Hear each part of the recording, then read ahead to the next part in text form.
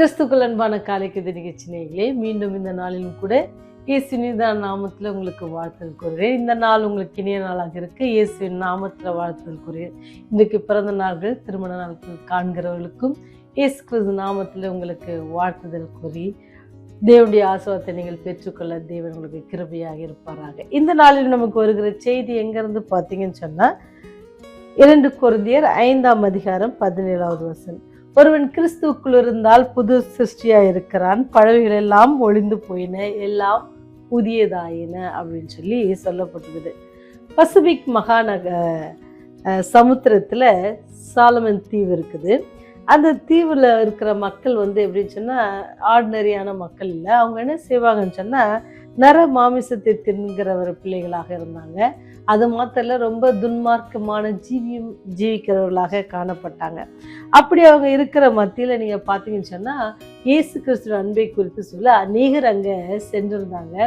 அநேகர் சென்றிருக்கும் பொழுது ஆரம்ப காலகட்டங்களில் என்ன செஞ்சாங்க, தோல்வியை கண்டாங்க. அநேக மிஷினரிகள் என்ன செஞ்சாங்க அப்படின்னு சொன்னா ராட்சத மனுஷர்களால கொல்லப்பட்டு என்ன செஞ்சாங்கன்னா இரத்த சாட்சிகளாக மரித்து போனாங்க.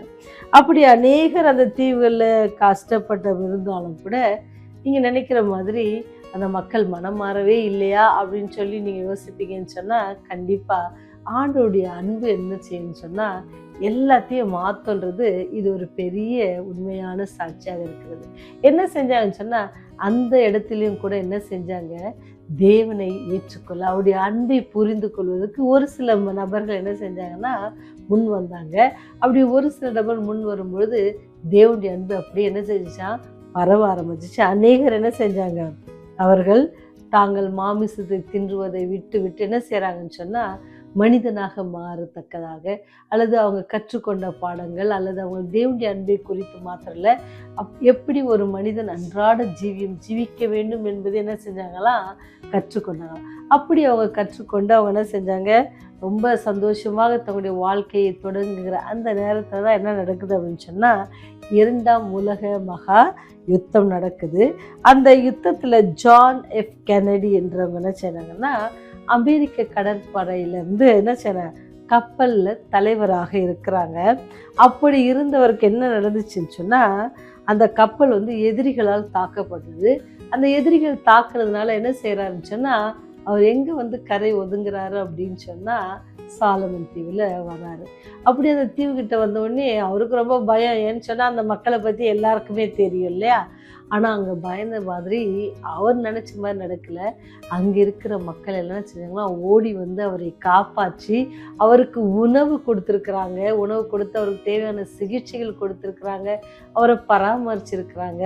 அப்படி பராமரிச்சது மாத்திரம் இல்லை, அப்படிக்கு என்ன செய்கிறாங்கன்னு சொன்னால் அவருக்கே மனசு எப்படி ஆயிடுச்சா, ரொம்ப ஒரு மாதிரி ஆயிடுச்சுன்னா இந்த மக்கள் இப்போ இவங்களை பற்றி நம்ம கேட்ட செய்திகள்லாம் வேறு மாதிரில இருந்துச்சு, ஆனால் இவங்க இவ்வளோ அன்பாக இருக்கிறாங்களே, இப்படி இருக்கிறாங்களே அப்படின்னு சொல்லி அவருக்கே ரொம்ப ஆச்சரியமாச்சா. அவங்க என்ன செஞ்சாங்க அப்படின்னு சொன்னால் அது மாத்திரம் இல்லை, அவருடைய கப்பல் சேதமடைஞ்சதுனால அவர் என்ன செஞ்சார், திருப்பி இவங்க ஒரு சின்ன போட்டில் ஏற்றிட்டு போய் எங்கே இந்த படை வீரர்கள் எல்லாம் இவருடைய 2ஆம் உலகத்தில் அவருடைய படை வீரர்கள் எங்கே இருக்கிறாங்களோ அங்கே அவர் என்ன செஞ்சாங்களாம் கொண்டு போனாங்களாம். அவங்க கொண்டு போகும்பொழுது அவங்க பாடின பாடல்கள் வசனங்கள் அதெல்லாம் அவருக்கு ரொம்ப ஆச்சரியமா இருந்துச்சு. துதித்தலோடு அவரை கொண்டு போனாங்களாம். பார்த்தீங்களா, தேவனுடைய அன்பு எப்படி ஒரு மனுஷனை மாற்றுகிறது, ஆண்டவருடைய சுவிசேஷம் எப்படி ஒருவரை மாற்றுகிறது. அநேகர் அங்கே இரத்த சாட்சிகளாக மரித்தாங்க. இதே இந்த மக்கள் மனம் மாறாதபடிக்கு தேவனுடைய அன்பை ஏற்றுக்கொள்ளாதவராக இருந்திருப்பாங்கன்னு சொன்னால் இவருடைய உடல் அங்கே கரை ஒதுங்கின உடனே என்ன செஞ்சுருப்பாங்கன்னு சொன்னால் பெரிய தீ மூட்டி அவரை போட்டு நல்லா வருன்னு வறுத்து என்ன செஞ்சுருப்பாங்க, சாப்பிட்ருப்பாங்க. ஆனால் தேவனுடைய அன்பு இப்படிப்பட்ட ஒரு மனுஷரை எப்படி மாற்றி இருக்குது பாருங்க. அவரை துதித்து பாடவும், எப்படி ஒரு மனுஷன் வந்தால் அவனை சாப்பிடுவோம் அப்படின்னு காத்திருந்த மக்கள் அவர்களுக்கு உதவி செய்யவும் அவனை காப்பாற்றி அவனுக்கு எல்லா தேவைகளையும் செய்து என்ன செய்கிறாங்க, மீண்டும் அந்த கப்பல் படகுல அந்த படை இருக்கிற இடத்துக்கு என்ன செய்கிறாங்க கொண்டு போய் விட்டதாக அந்த சரித்திரத்தை வாசித்தேன். நீங்களும் நானும் நினைக்கிற மாதிரில ஆண்டவருடைய சுவிசேஷம் நான் நினைப்பேன், இத்தனை நாள் நம்ம பேசுகிறோம், இத்தனை நாள் ஆண்டவருடைய அன்பை குறித்து சொல்கிறோம், யாரும் ஏற்றுக்கலையோ, யாருக்கும் இதை யாராவது ஒருத்தராவது ஆண்டவருடைய அன்பை புரிஞ்சிருக்கிறாங்களா அப்படிலாம் ஒரு கேள்வியாக இருக்கும். 1000 1300 நாட்கள் கடந்து வந்திருக்கிறோம், யாராவது ஆண்டவருடைய அன்பை புரிஞ்சிருக்காங்களா, அல்லது அட்லீஸ்ட் நம்ம அனுப்புகிறவங்க யாராவது அதை பார்த்து அவங்களுக்கு ஏதாவது பிரயோஜனம் உள்ளதாக இருந்திருக்கிறதா அப்படிலாம் யோசித்து பார்க்கும்போது தெரியல. ஆனால் அந்த ஆண்டவருடைய அன்பு நான் சொல்றதுனால வரப்போதில்ல, ஆண்டவரே கிரியை செய்வார். அவருடைய அன்பு கண்டிப்பாக என்ன செய்யும், எல்லாரையும் மாற்றும். இப்படி ஒரு நிறைய ஜீவிகளில் இருந்த மக்களையே மாற்றி இருக்குது அப்படின்னு சொன்னால் நாமெல்லாம் அப்படி யாரும் கிடையாது. எல்லோருக்கும் என்னது, நல்லா சிந்திக்கிற திறன் இருக்கு, புரிந்து கொள்ளுகிற திறன் இருக்கு. இப்படி இருக்கிற நம்ம என்ன செய்யலாம், இந்த அன்பான கடவுள் உங்களுக்காகவும் எனக்காகவும் ஜீவன் கொடுத்துருக்குறாங்க.